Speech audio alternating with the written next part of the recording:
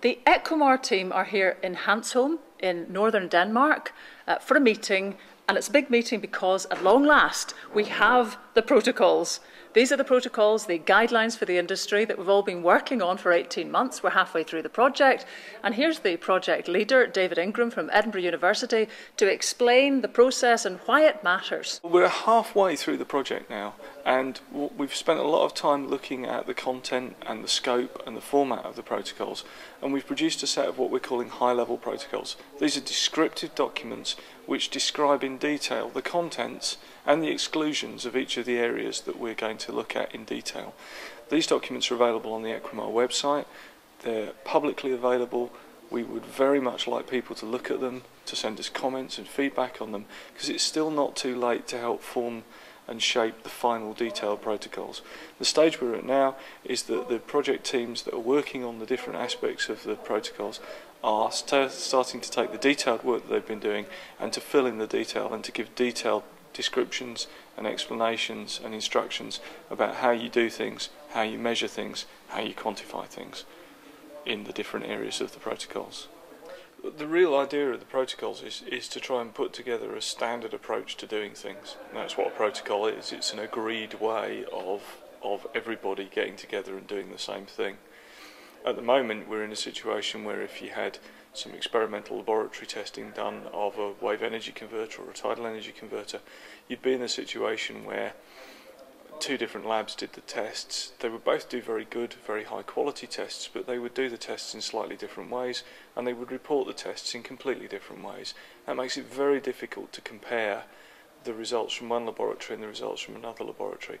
If there's an agreed protocol that everybody uses, then it's much easier to make direct comparisons between tests done in, say, Edinburgh's wave basin and tests done in, say, Aalborg's wave basin. So are these like the 10 Commandments for the wave industry? I wouldn't go so far as to say the 10 Commandments, but it's much more like agreeing that everybody eats in the same style. When you go to a restaurant, you all sit down and you say, oh, well, we'll start with a starter, and then we'll have a main course, and then we'll have a dessert, and they come along in the right order, and everybody uses the right forks and stuff. If you go to a meal with a Japanese person and all the dishes all arrive at the same time and you're given a set of chopsticks, it's very difficult to compare. You know, how is this meal going to be with where's my soup and steak and potatoes? You know? There are some strange phrases in here, though. There's hydrodynamic excitation. Now, what on earth does that mean? What we're really trying to talk about is to measure the amount of energy that's going into a wave energy device or a tidal energy device. So you've got the waves coming along, and in an engineering sense, we say that those waves excite the device. They make the device want to move. They make it want to bounce about, and really the question is, how much is it going to move? How are we going to measure how much it's going to move? How much energy are we putting into making it move?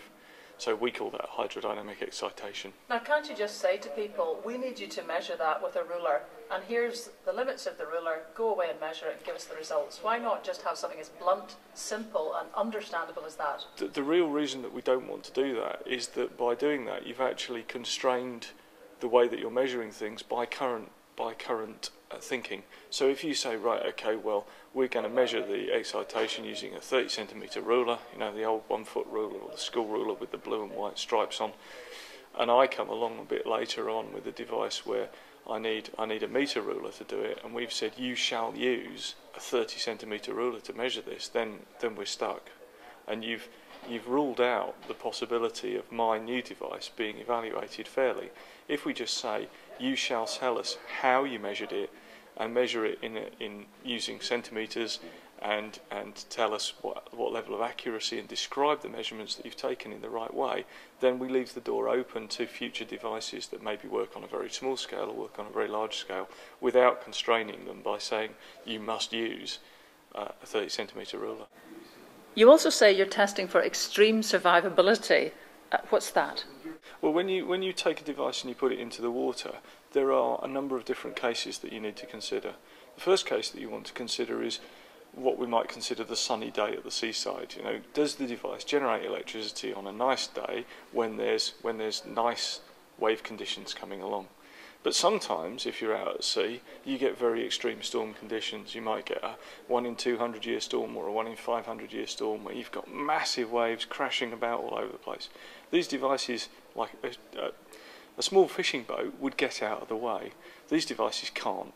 So you've got to test the conditions when the device behaves under these really extreme conditions. Does it survive?